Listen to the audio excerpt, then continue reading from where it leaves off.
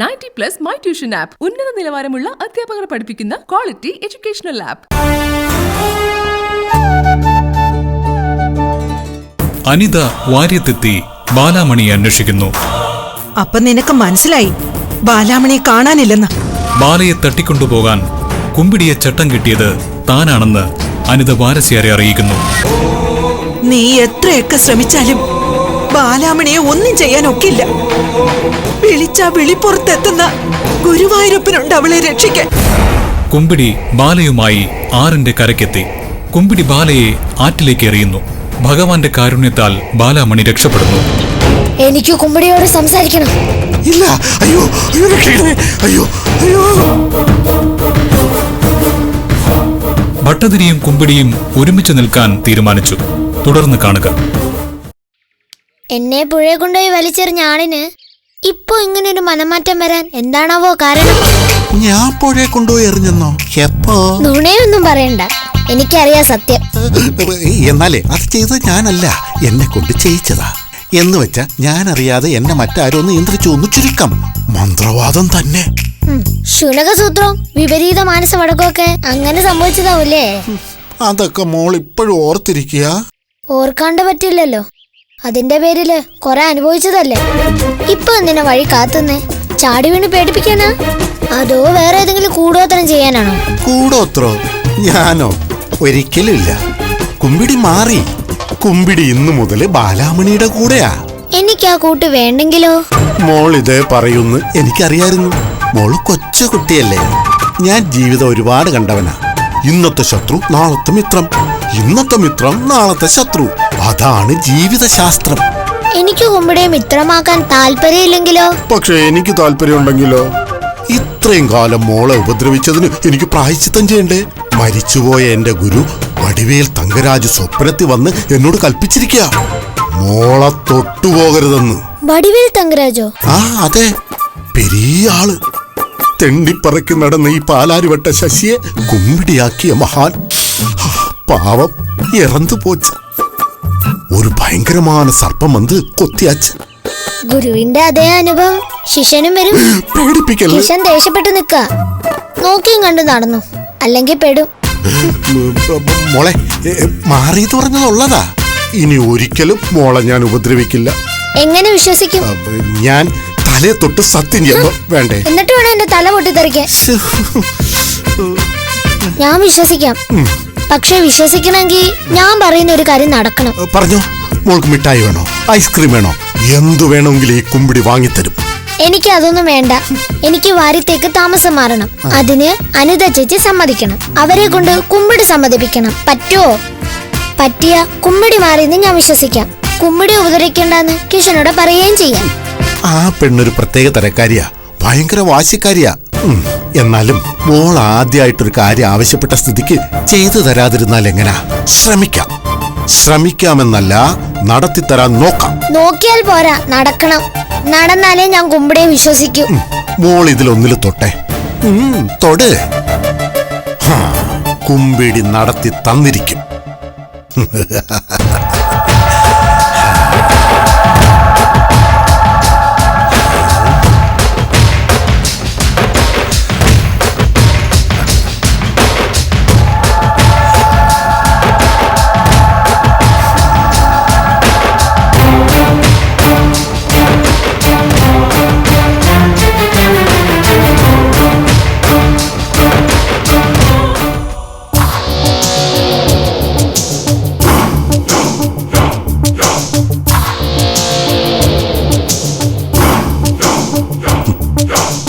അല്ല, അനൂപൊന്നും പറഞ്ഞില്ല.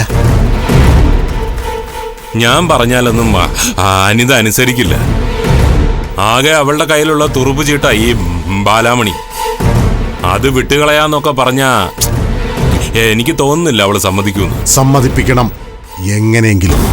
ഭട്ടതിരിപ്പാട് എന്തൊക്കെയോ പദ്ധതികൾ ആസൂത്രണം ചെയ്യുക. അതിന്റെ ഭാഗമായിട്ടാ എന്നെ ബാലാമണിയുടെ അടുത്തേക്ക് അയച്ചത്. അവളെ വാര്യത്തേക്ക് വിടാൻ അനിത സമ്മതിച്ചാല് ബാലാമണിക്ക് എന്നോടുള്ള വിശ്വാസം കൂടും. ആ വിശ്വാസം എനിക്ക് മുതലെടുക്കാനും പറ്റും.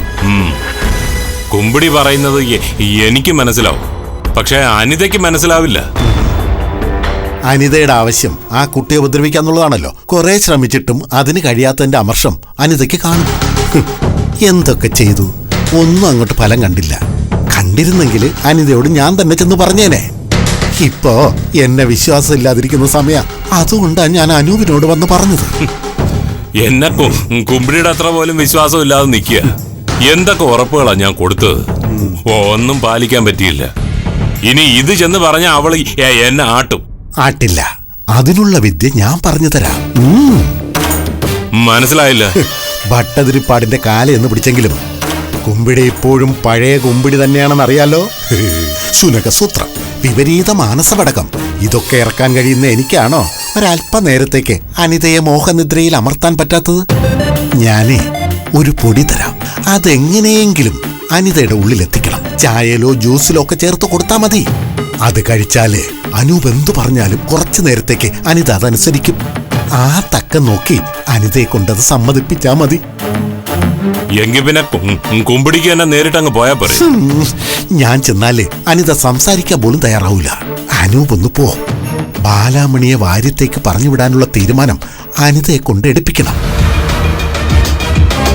അതെ, ഇപ്പൊ ആ കുട്ടിയെ പറഞ്ഞു വിടുന്നത് താൽക്കാലികം മാത്രമാണെന്ന് മനസ്സിലാക്കിയാൽ മതി. ഒരു വലിയ കെണി ഭട്ടതിരിപ്പാട് ഒരുക്കുന്നുണ്ട്. അതിലെ ആ കിഷനും കൂടി പെട്ടാല് നമ്മുടെ എല്ലാ ആഗ്രഹങ്ങളും ഒരുമിച്ച് നടക്കും. വന്ന് വന്ന് എനിക്കിപ്പോ ഒന്നിലും ഒരു വിശ്വാസവും ഇല്ലാതായി. എനിക്കും ഇല്ല. പ്രതീക്ഷ കൈവിടാതിരുന്നാ മതി, എല്ലാം ശരിയാവും. ഞാനല്ലേ പറയുന്നത്, ആദ്യം ബാലാമണിയെ വാര്യത്തെത്തിക്ക്.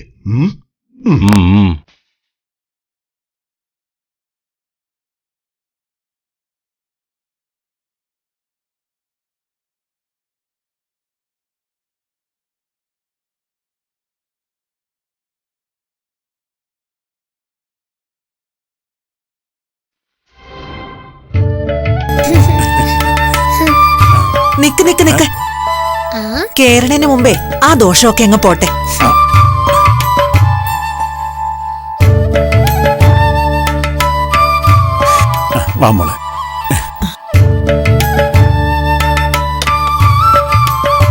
ഇനി മനസ്സു മാറി തിരിച്ചു വിളിക്കാനൊന്നും വരില്ലല്ലോ ആ പെണ്ണ്.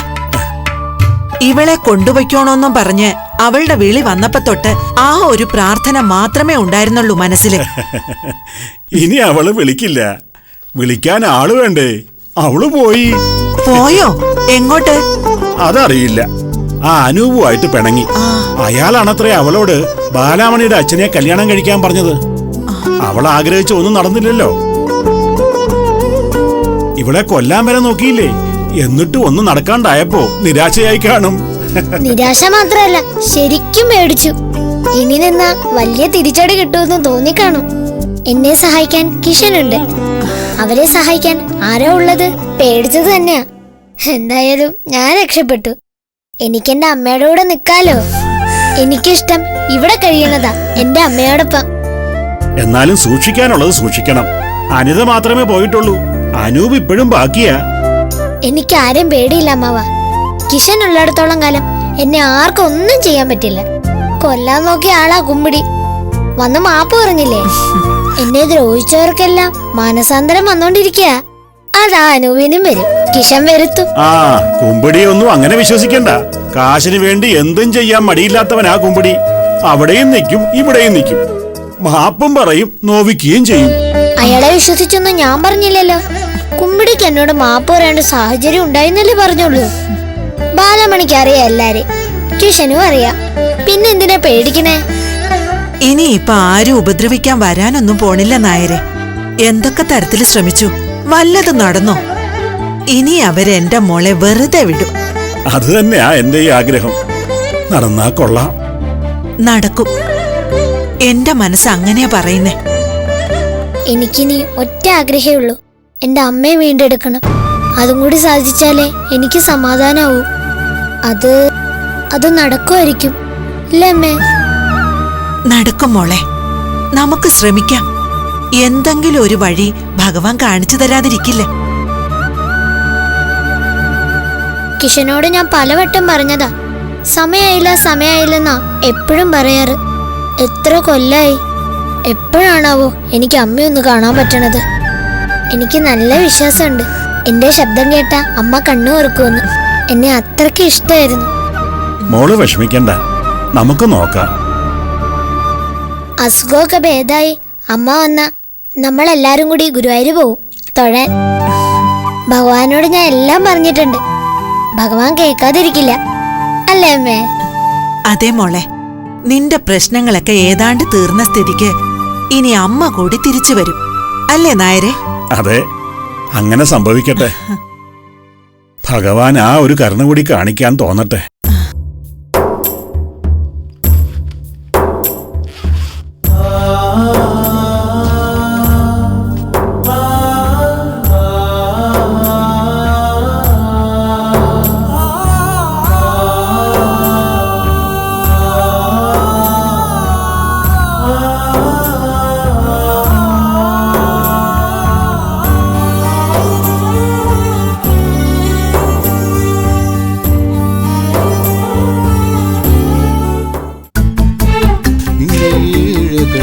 வேதனைப்பட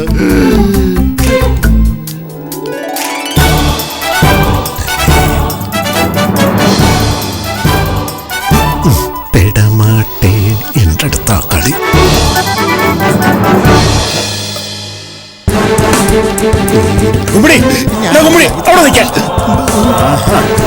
ഞാനൊന്ന് കാണാനിരിക്കുകയായിരുന്നു.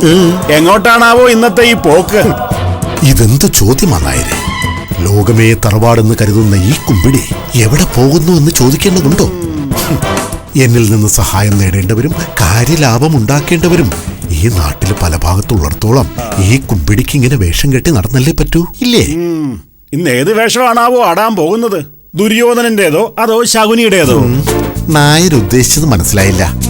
മനസ്സിലാകാത്തതിന് ഏകദേശ മറുപടി പറയാനും ഈ കുമ്പിടിക്ക് ആവൂല. വളഞ്ഞു പോയാലും വഴിയേ പോകണം എന്ന ചിന്താഗതിക്കാരനാണ് ഈ ഞാൻ. വളഞ്ഞ വഴിയെ മാത്രം പോകുന്നവനാണെന്ന കാര്യം എനിക്ക് നന്നായിട്ട് അറിയാം. അതുകൊണ്ടാണല്ലോ എന്റെ മോളെ അപായപ്പെടുത്താൻ നോക്കിയത്. കണ്ടവരോടൊക്കെ പണം വാങ്ങി കുട്ടികളെ വരെ കൊല്ലാൻ ഒരുങ്ങുന്നവനല്ലേ സ്വയം സിദ്ധനെന്ന് അവകാശപ്പെടുന്ന ഈ കുമ്പിടി. ആരെയെങ്കിലും ദ്രോഹിക്കുക, കൊല്ലുക എന്നത് എന്റെ ലക്ഷ്യമല്ല.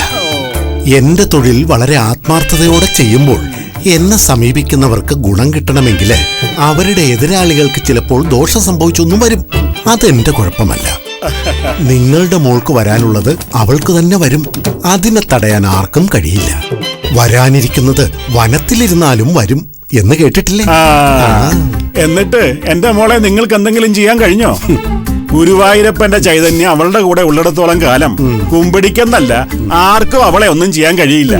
കമ്മീഷൻ ഏജന്റും കൊട്ടേഷൻ ഗ്രൂപ്പും സീട്ടുകളിയും ഒക്കെ ആയിട്ട് നടന്ന പാലാരിവട്ടം ശശിയിൽ നിന്നും ഈ പുതിയ സിദ്ധനായ ചരിത്രമൊക്കെ എല്ലാവർക്കും അറിയാം. തത്വരജസ് തമോ ഗുണങ്ങൾ എന്ന് കേട്ടിട്ടില്ലേ? നമ്മളിലെല്ലാം അതുണ്ട്.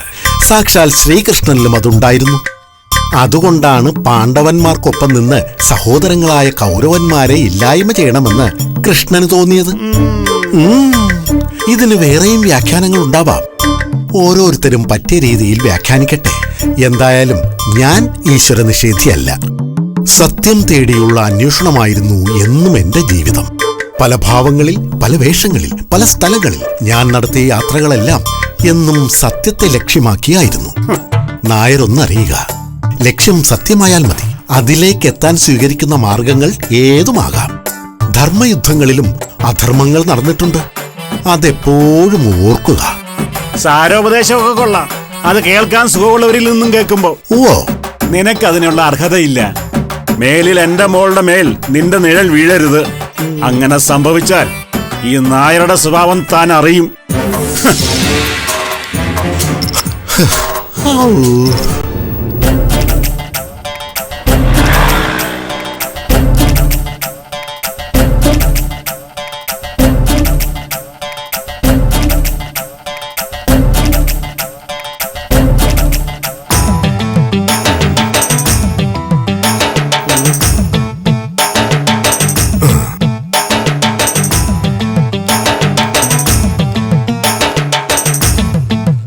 നമ്പ്യാരെ, നമ്പ്യാരെ,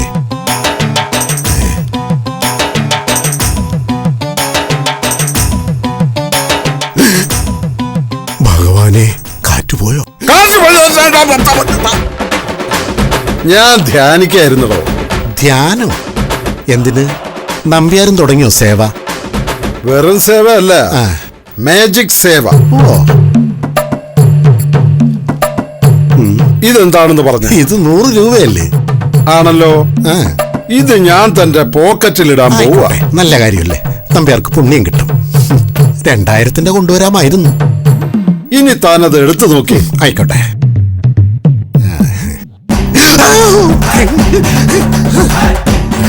പേടിച്ചോ? ഇത് വെറും മാജിക്കാ. പാമ്പാണെന്ന് തനിക്ക് തോന്നിയതാ.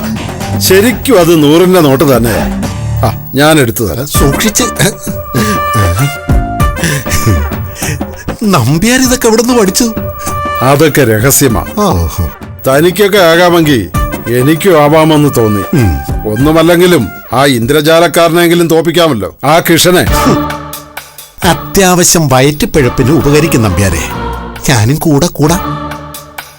മേജിക്ക് നടത്തി കഞ്ഞു കുടിക്കേണ്ട ഗതികേടൊന്നും ഈ നമ്പ്യാർക്ക് വന്നിട്ടില്ല. വരുമ്പോ അറിയിക്കാം. താൻ എന്തിനാ എന്നെ കാണണമെന്ന് പറഞ്ഞത്? കാണണം എന്ന് പറഞ്ഞത് സത്യത്തിൽ ഞാനല്ല, ഭട്ടതിരിപ്പാടാ. അദ്ദേഹം ചില വിവരങ്ങൾ അറിയിക്കാൻ പറഞ്ഞു. എന്നോടോ? അതെ, ബാലാമണി തിരിച്ച് വാര്യത്തെത്തിയ കാര്യം അറിഞ്ഞു കാണുമല്ലോ. എപ്പോഴേ അറിഞ്ഞു? അതിന്റെ ഒരു നിരാശയിലാണ് ഞാൻ. എന്നാൽ ആ നിരാശ വേണ്ട. ഭട്ടതിരിപ്പാട് പറഞ്ഞിട്ട് തന്നെയാ അവളെ വിട്ടത്.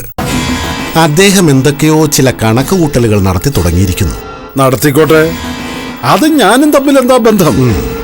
ആ വാര്യം തിരിച്ചു പിടിക്കണമെന്ന ഭട്ടതിരിപ്പാടിന്റെ കൽപ്പന. അവരെയെല്ലാം ആ വീട്ടിൽ നിന്ന് ഇറക്കി വിടണം. എടോ, അത് കോടതിയിൽ കേസിലാ. ഇറക്കി വിട്ടാ ഞാൻ അകത്താകും. അതിന് വല്ല കുറുക്കു വഴിയുണ്ടോ നോക്കാൻ പറഞ്ഞു ഭട്ടതിരിപ്പാട്. ആലോചിച്ചാൽ വഴി തെളിയൊന്നും അറിയിക്കാൻ പറഞ്ഞു. ഒരു വഴിയുണ്ട്. കിഴക്കുംകൂർ കോവിലകം എന്ന് കേട്ടിട്ടുണ്ടോ? കിഴക്കുള്ള കോവിലകമല്ലേ? കേട്ടിട്ടില്ല. കോവിലകം സ്ഥിതി ചെയ്യുന്നത് പടിഞ്ഞാറാ. ഓ, എന്നാലും കിഴക്കുംകൂർ കോവിലകം എന്നാണ് പേര്. ആ കോവിലകം വകയാ വാരസ്യാരും ബാലാമണിയും താമസിക്കുന്ന വാര്യം. പണ്ട് കോലോത്തെ തമ്പുരാൻ ഒരു മുദ്രക്കടലാസിൽ വാരസ്യാർക്ക് വാര്യം എഴുതി കൊടുത്തു. രജിസ്റ്റർ ആക്കിയിട്ടില്ല, വെറുതെ എഴുതി കൊടുക്കൽ മാത്രമേ നടന്നിട്ടുള്ളൂ. ആ കടലാസ് ആരും അറിയാതെ വാര്യത്തുനിന്ന് ഞാൻ പൊക്കി. അത് കൊള്ളാലോ. മാജിക് മാത്രമല്ല, മോഷണവും കയ്യിലുണ്ടല്ലേ? നിവർത്തികോടുകൊണ്ട് ചെയ്തതാ. ആ കടലാസ വാരസ്യാരുടെ കയ്യിലുള്ള ഏകരേഖ. എന്ന് വെച്ചാല് അത് പോയ സ്ഥിതിക്ക് അവർ പെടും അല്ലേ? എന്നൊന്നും പറയാനൊന്നും പറ്റില്ല. ഒറിജിനലിന്റെ കോപ്പി അവരുടെ കയ്യിൽ ഉണ്ടോ എന്നെനിക്കറിയില്ല. ഇല്ലെങ്കിൽ പെട്ടു. എന്നാൽ ഇത് തന്നെയാ ഭട്ടതിരിപ്പാട് ഉദ്ദേശിച്ചത്. കേസ് കോടതിയിൽ നടക്കുന്നു എന്നല്ലേ പറഞ്ഞത്? അത് വേഗത്തിൽ തീർപ്പാക്കാൻ ഭട്ടതിരിപ്പാട് വിചാരിച്ചാൽ സാധിക്കും. സിവിൽ കേസാ. എന്ത് സിവിലാണെങ്കിലും ഭട്ടതിരിപ്പാടിനെല്ലാം ക്രിമിനലാ. ക്രിമിനൽ ബുദ്ധിയാ. എല്ലാം നടക്കേണ്ട സമയത്ത് തന്നെ നടക്കും. ഇല്ലെങ്കിലേ ഭട്ടതിരിപ്പാട് നടത്തും.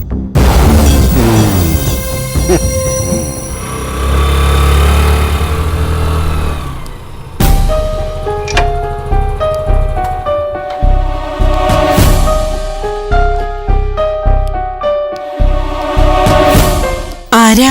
കോടതിന്നാ. സുഭദ്രക്കുട്ടി വാരസ്യാര്. ഞാനാ. ഇതിന്റെ ഉടമസ്ഥാവകാശത്തെ ചൊല്ലി ഒരു കേസ് നടക്കുന്നില്ലേ കോടതിയില്? ഉവ്വ്. വരുന്ന 8-ാം തീയതി കേസ് വിചാരണയ്ക്ക് വെച്ചിരിക്കുക. വാര്യം നിങ്ങളുടെ ആണെന്നുള്ളതിന് രേഖയുണ്ടാവുമല്ലോ കയ്യില്. അത് കോടതിയിൽ അന്ന് ഹാജരാക്കണം.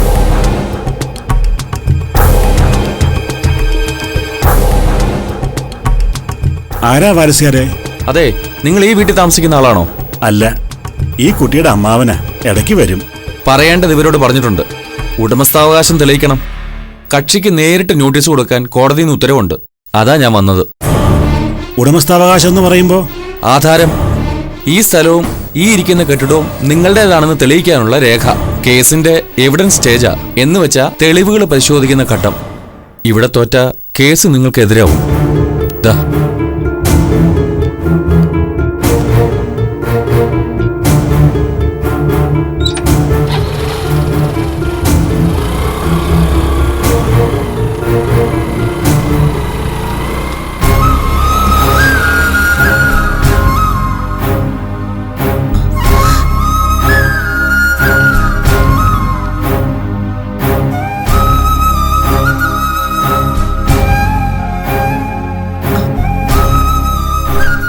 ആകെ ഒരൊറ്റ രേഖ എന്റെ കൈവശം ഉണ്ടായിരുന്നുള്ളൂ.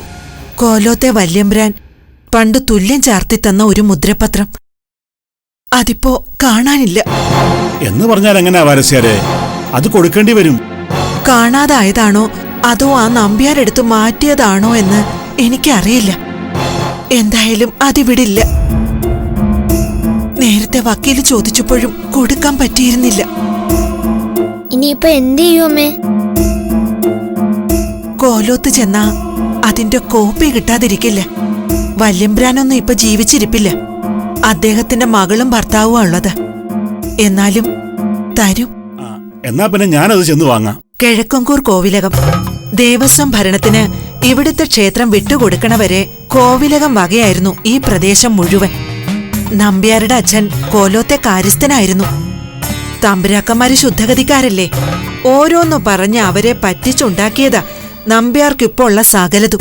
അത് ശരി. എന്നിട്ടാണല്ലേ അയാള് നേളിക്കുന്നത്? അല്പനല്ലേ, അർത്ഥം കിട്ടേണ്ട താമസേ ഉള്ളൂ. അർദ്ധരാത്രിയാണെന്നൊന്നും നോക്കില്ല, കുട പിടിക്കും. എവിടെയമ്മേ കോവിലകം? കുറച്ചു ദൂരെയാ മോളെ.